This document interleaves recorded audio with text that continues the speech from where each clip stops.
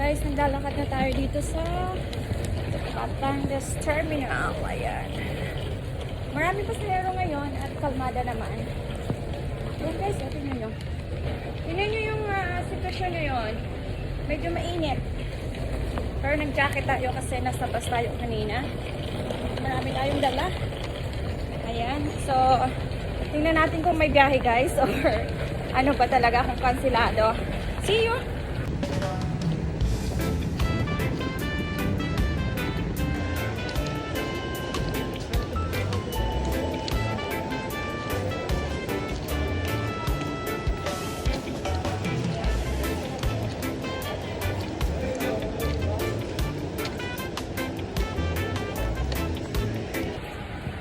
So, andito na tayo sa loob.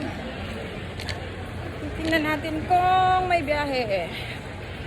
Kung hindi nga ba kansilado yung biyahe papuntang Uchoran. Ayan. Dito na tayo guys. Kaya nandito na tayo sa ticketing office ng Montenegro.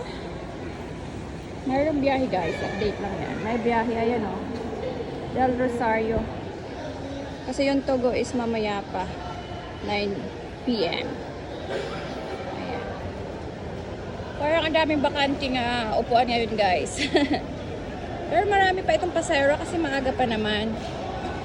Yan. Ganda ng terminal dito ng Batangas guys, no? Ayan. Yung napakalaki nilang screen.